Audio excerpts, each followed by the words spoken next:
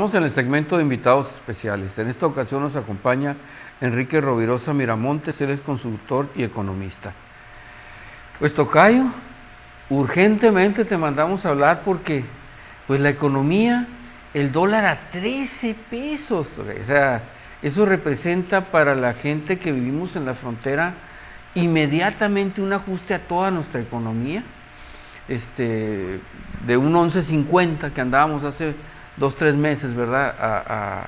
A 13 pesos, que realmente es alarmante. Pero es una pregunta que te voy a dejar porque primero vamos a aterrizar qué está pasando. Yo te dijera, Estados Unidos, teóricamente, el país con las finanzas más fuertes del mundo, desde el 2008 con problemas financieros muy serios que no puede estabilizar. 2009, 2010 en crisis fuerte, cada vez más aguda. 2011 ha estado terrible el primer semestre, todavía venimos prácticamente en el 9º mes. Y llega un momento en que Obama al parecer estaba controlando alguna situación, pero salen los resultados del empleo para Estados Unidos y se viene abajo toda la expectativa. Le mueven la calificación a Estados Unidos a AA, ellos dicen que ellos son AAA, por ahí otra casa, Fisher, dice no, si son AAA, eso nos ha desestabilizado tremendamente el problema. Es decir, y yo empezaría aquí, hay una recesión mundial, hay una desaceleración mundial, ¿qué está pasando? Bueno, primero hay que señalar que si bien es cierto que venimos de una recesión en términos de un crecimiento, digo, tal y como se define, ¿verdad? 2 trimestres o más de crecimiento cero o negativo, de alguna manera se recuperó el crecimiento de la economía norteamericana, de tal manera que oficialmente se dio por terminada la recesión el año pasado y ha venido creciendo la economía hasta ahorita, aunque a niveles muy bajos comparado con lo que se esperaba, pero hasta ahorita sigue creciendo la economía, de tal manera que para finales de este año se espera que termine con alrededor de 1%, 1,5% de crecimiento. 1,5% sería el número más actualizado. Pero esperaban 2,7. Aunque esperaban 2,7. Y de ahí, pues la mayor parte de los países han ido ajustando sus proyecciones que traían de crecimiento para este año a la baja. Por ejemplo, en México hablábamos el año pasado de que este año íbamos a crecer alrededor del 4 o 5 y hubo incluso quienes pronosticaban un número mayor hasta de 4,6, 4,7, algunas instituciones financieras. Y ya ahorita se está hablando de que si alcanzamos el 3% va a ser un resultado bueno. Entonces, todas las economías como consecuencia de esta, dijéramos, desaceleración o ralentización de la economía norteamericana han venido ajustándose a la baja. Y para el año entrante, del 2012, pues las expectativas también siguen siendo poco optimistas, vamos a decir, son hasta ahorita un poco, pues llamémosle así, estables, ¿no? Muy sin pensar en que va a haber un despegue extraordinario, ¿no? Ese es el panorama real. Ahora bien, lo que ha venido sucediendo es que de alguna manera se cantó victoria el año pasado de que la crisis había sido superada gracias a las medidas que se habían tomado por parte de los gobiernos y particularmente por el de Estados Unidos, que hizo un rescate extraordinario de algunas instituciones financieras y de algunas empresas que en un momento, en otra época hubieran quebrado, ¿no? Sobre todo, por ejemplo, en el caso de la industria automotriz. Entonces, los Estados Unidos tomaron como decisión inyectar una gran cantidad de recursos, miles y miles de millones de dólares a la economía, y se pensó que eso sería suficiente para resolver el problema. Sin embargo, la realidad 2 años después nos muestra que el problema, si bien se resolvió, fue una solución parcial, una solución temporal, porque no se atacó el problema de fondo. Y eso es lo que está ahorita renaciendo como la gran inquietud de parte de todo mundo. Llámense consumidores, llámense inversionistas. En el fondo se ha visto que los problemas que dieron origen inicialmente a la crisis pasada no se resolvieron. Fíjate que te respeto mucho como economista, pero el Fondo Monetario Internacional y el Banco Mundial dicen que es inminente la recesión mundial que vamos a vivir. Y Banco de México es más precavido, vamos a una turbulencia. Okay.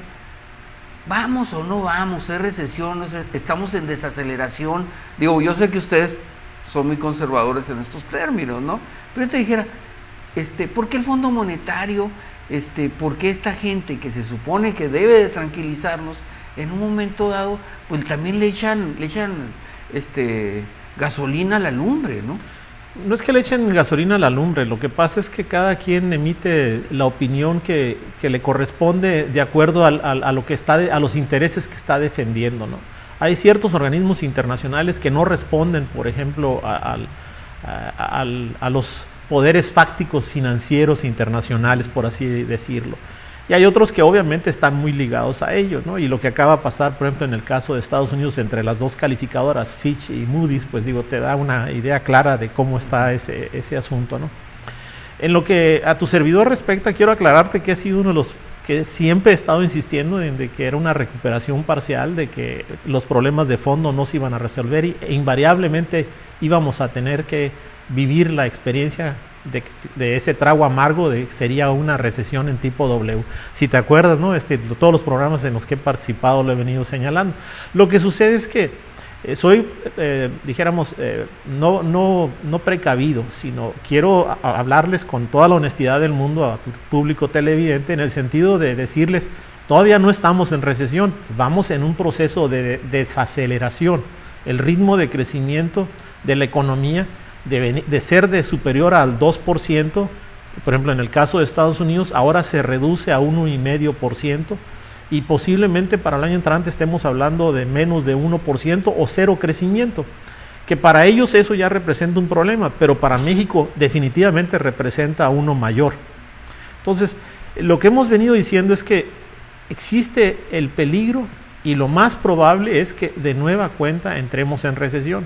Pero antes de llegar a la recesión tenemos que pasar por ese proceso de desaceleración, ¿verdad? Y en algunos casos se está dando más aceleradamente de lo que estaba previsto. Por ejemplo, en el caso de tu servidor, en el programa que estuve aquí de invitado por allá por fines de mayo, principios de junio, también te lo señalé, ¿verdad? En el sentido de que era muy probable que para finales de este año la economía norteamericana se desacelerara a un punto tal de que para el año entrante entrara nuevamente en recesión. Y que en el caso específico, por la relación tan estrecha que tiene México con Estados Unidos, pues lo más probable es que nosotros también, ¿verdad? Ahorita no se nota mucho porque todavía hay un impacto, dijéramos, proveniente de las inversiones que se han venido realizando en tiempos pasados. Siempre los economistas comparamos la economía con un tren. Un tren, para que arranque, pues requiere mucho esfuerzo y lo hace de manera muy lenta, por el peso que va cargando, ¿no? Y una vez que agarra viada, pues aunque le dejes de acelerar a la máquina, el tren sigue caminando, porque ya trae una inercia producto de la velocidad que adquirió. Las economías funcionan de manera muy similar. Le inyectaron muchísimos recursos ahora como parte del rescate, llamémosle así, a la economía norteamericana, el gobierno de Estados Unidos, endeudando más al país. Pero esa cantidad de dinero que le inyectaron, haz de cuenta, fue como una aceleración de un tren. Se aceleró, pero fue una aceleración que le duró muy poco, producto de una serie de situaciones que platicaremos más adelante, pero finalmente ya no tiene el acelerador al fondo, ya dejó de acelerarse y el tren se va deteniendo, de tal manera que corre el riesgo de que se pare totalmente. Ok, vamos a darle una revisadita a las economías mundiales, o sea, y de alguna manera algunas muy poderosas. Yo empezaría con el mundo árabe, con los musulmanes. La gran mayoría de los países con problemas muy serios de derrocamiento de poderes, ¿sí? De la gente que ha estado en estos poderes por décadas, y llega el momento en que está reventando y todo el mundo dice desde lejos, dice, pues es que es el petróleo el problema, ¿sí? Y los pueblos que han sufrido muchísimo estos gobiernos de caciquismo que de alguna manera los han tenido muy oprimidos, con una gran pobreza. yo te dijera, ¿qué pasa? En el fondo es el petróleo, en el fondo la economía. ¿Qué buscan? ¿Por qué todos los países del mundo, si te dijeras, los más poderosos están metidos ahí, ¿verdad? Inclusive con sus ejércitos y tratando de controlar y de dominar y de manejar la situación. ¿Qué sucede? Bueno, en el caso de los países árabes hay varios elementos, ¿no? Yo empezaría por el más importante, que es el aspecto de la conformación de sectas, la conformación, dijéramos, de distintas culturas, por no llamarle tribus, ¿no? Diferentes culturas que desde que se independizaron como países, obedecieron más bien a un pacto que realizaron en Inglaterra los poderes de aquel momento, ¿verdad? Francia, Inglaterra, incluso Alemania, que dijeron, estos van a ser las fronteras de estos países, y no tomaron en cuenta la composición étnica de sus pueblos en el mundo árabe, ¿no? Ese es el primer problema, ¿no? Entonces eso ha generado desde que se gestaron como países independientes problemas de luchas internas entre unas tribus y otras, ¿no? O sectas religiosas, en algunos casos con otras. Aunado al problema de que durante todo este tiempo, desde su independencia, pues esos países han estado inmersos en una riqueza producto de la exportación de un petróleo que no se ha, dijéramos, distribuido de manera equitativa entre todos los habitantes de sus respectivas naciones, y generando también entre naciones disparidades muy grandes. Por ejemplo, en el caso de Arabia Saudita con respecto a Egipto, por mencionarte un ejemplo, ¿no? Entonces, toda esta situación de lucha interna sectaria, por un lado; por otro, en términos de riqueza mal distribuida, de la falta de un mejoramiento en las condiciones de vida de la población, aunado a un factor de opresión, de autoritarismo, caciquismo, como le quieras llamar, pues ha llegado a un punto en que la gente revienta, ¿no? Y yo creo que este es un fenómeno que se va a dar en Arabia y se va a repetir en muchas otras partes del mundo, ¿verdad? Porque la gente ya no solamente quiere bienestar en términos de económicos y sociales, sino también en términos de su expresión, de poderse expresar libremente, ¿no? O sea, libertad no solamente económica, sino libertad política. Dicen que ahorita el que se levante allá, el pueblo que se levante, prácticamente va a terminar en revolución y en derrocamiento. O sea, todos los que están en ese proceso, empezando, terminando, van a lograrlo. Bueno, pero ya vamos a salirnos de ahí, y yo te dijera, Japón, la segunda potencia del mundo, tercera, tsunami, 9 grados, acaban de tener por ahí otro problema también tremendo, ellos meteorológico. Yo te dijera, pero fiscalmente, un problemón fiscal en sus finanzas de ellos como país, porque cada problema le metían a estimular la economía, pero hay un momento en que les alcanza y traen un déficit fiscal horrible. Japón, en un momento dado, la infraestructura, dicen que no menos de una década en que se puedan recuperar. Todo un caso Japón. Los mandatarios han cambiado de primer mandatario por ahí en los últimos 6 años, 5 llevamos. ¿Qué está sucediendo en Japón? Bueno, el caso de Japón es otro ejemplo dijéramos, de una mala administración pública llevada de manera exponencial, ¿no? Es decir, como atinadamente lo señalas, Japón ha tenido varias crisis, algunas similares en términos a la de Estados Unidos, dijéramos burbujas que en su momento generaron crisis económica, recesión, y en respuesta el gobierno agarró, imprimió más dinero y le metió una cantidad impresionante de dinero para reactivar la economía. Una respuesta a lo que es la caída del ciclo económico con inyección masiva de recursos. Yo creo que lo que ha sucedido es que de alguna manera se ha seguido con esa política a nivel mundial de que el ciclo económico se puede superar. Y cuando hablo del ciclo económico me refiero a la parte baja del ciclo, no la parte de la cresta, sino a la parte del valle. Por ahí algunos economistas consideraron, opinaron que era superable la parte del valle, ¿sí, verdad? Siguiendo hasta cierto punto las políticas keynesianas de inyectar muchos recursos públicos, se podría evitar esas caídas bruscas. Y los gobiernos lo han tomado como algo, una filosofía exacta, o así decirlo, como algo que se puede realizar, y han optado por esa forma de resolver los problemas. Repito, el caso de Japón es el ejemplo más claro que hay y más reciente, ¿no? Aunque Estados Unidos pues ya también cayó en la misma y aparentemente va a seguir el mismo modelito en los próximos años, o al menos eso es lo que ha pretendido, incluso con la nueva propuesta del presidente Obama, ¿no? Es difícil determinar, yo no te puedo decir me ganaría el premio Nobel si tuviera la respuesta al que tú me estás presentando, pero lo que hay detrás es, al final de cuentas, una mala política económica con malas decisiones políticas, ¿no? Ok, Europa. Grecia, dicen que nada más le falta decir la moratoria es un hecho, porque no lo dice públicamente, pero todos los países que los están fiscalizando te dicen están en moratoria, no tienen salida. Alemania en estos días, ayer, dijo voy a ayudarles, y eso mejoró los mercados, mejoró de alguna manera esto. Y dicen que pues, porque Alemania está comprometido con toda Europa, porque se ha recuperado prácticamente por Europa. Pero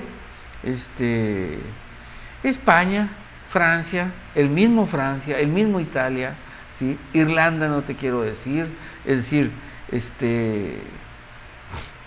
se prevé una recesión, dicen que para el año que entra, forzosa para Europa. Tocayo, mal Europa, de malas, inclusive, pues se habla de que el euro, ¿verdad? Pues no tiene sentido ya. Y se habla también de que puede haber una quiebra y descontrolada. Dinos, ¿cuál es tu opinión? Bueno, la perspectiva de Europa desde meses atrás era de que en 2012 iba a tener un crecimiento mínimo, posiblemente de menos de medio punto porcentual o cero crecimiento. Ya era una perspectiva de meses atrás, o sea, no es algo novedoso. Lo que ha venido a generar más preocupación es lo que acabas de mencionar, el hecho de que Grecia de plano diga ya no puedo y me declaro en quiebra, lo cual incluso la llevaría a la posibilidad de abandonar la comunidad europea. Y después de Grecia, otros países que están en situación similar dirían, bueno, si ellos se salen y prefieren irse por el lado de la quiebra, pues yo también, ¿verdad? Que son los países que acabas de mencionar. Pero quiero decirte que no son los únicos, ¿verdad? Esa es la parte occidental. De la parte oriental, prácticamente, con excepción de Rusia, y todos los demás países están igual, ¿verdad? Es decir, Lituania, Eslovaquia, Bulgaria, todos estos traen problemas muy serios en cuanto a sus economías en términos de crecimiento y en términos de problemática de deuda pública, ¿verdad? Entonces, Europa es un caso muy especial que requiere pues una solución integral que hasta ahorita pues no han encontrado o no han decidido o no saben cuál es la fórmula para esa solución integral. Lo que sí te puedo decir es que en todos los casos hay una corresponsabilidad entre los gobiernos de esos países y las instituciones financieras, tanto privadas como públicas, en el sentido de que les dieron dinero al por mayor sin tener las garantías de que esos dineros se pudieran pagar, ¿no? Y ahí hay una corresponsabilidad que no ha sido tocada hasta ahorita, ¿verdad? Es decir, si un banco te presta a ti como persona una cantidad mayor a la que tú tienes capacidad por pagar, pues algún día dices, ¿sabes qué? Ya no tengo para pagarte, te regreso el bien los bienes que tengo y pues lo demás ya no te lo puedo pagar, te declaras insolvente, ¿no? Eso lo hacemos los individuos o incluso las organizaciones, las empresas, ¿no? las personas morales. Pero en este caso los países hasta ahorita no se han visto ante esa disyuntiva.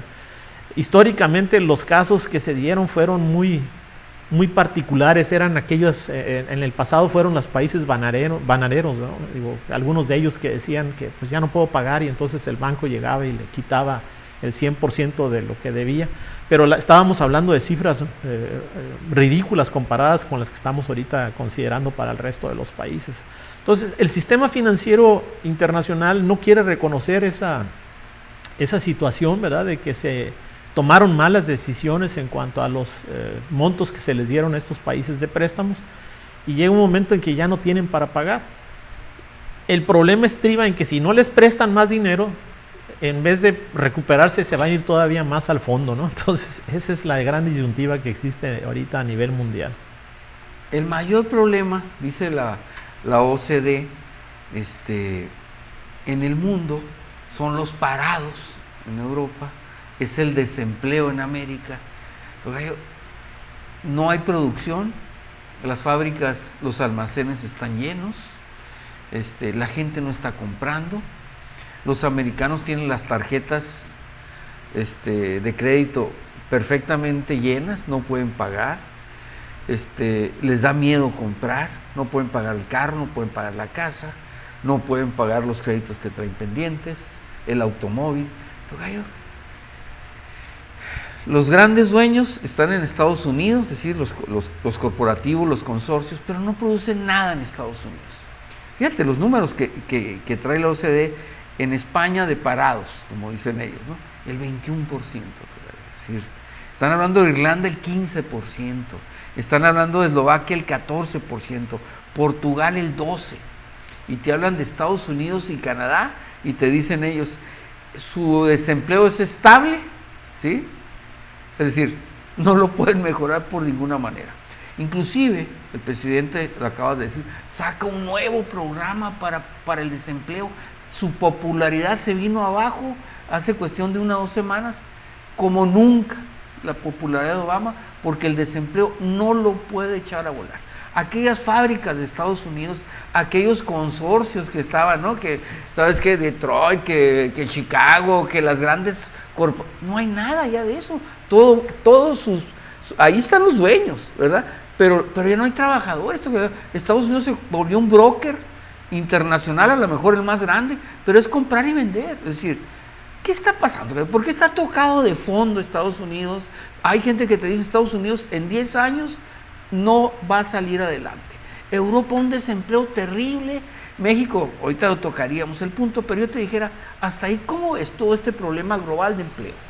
Pues has tocado el punto medular de la característica de esta recuperación que hubo, entre comillas, en estos 2 años.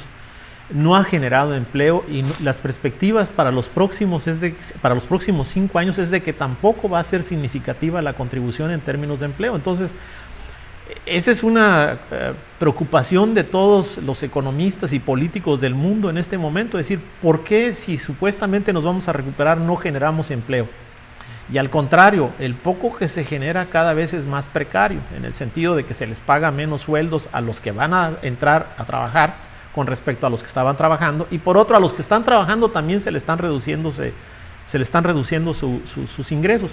Por ejemplo, hablando del caso de Estados Unidos, ¿no? La gente que trabaja en el sector automotriz, pues ahorita los que entran a trabajar en el sector automotriz van a entrar ganando el 50% de lo que están ganando los que están ahí.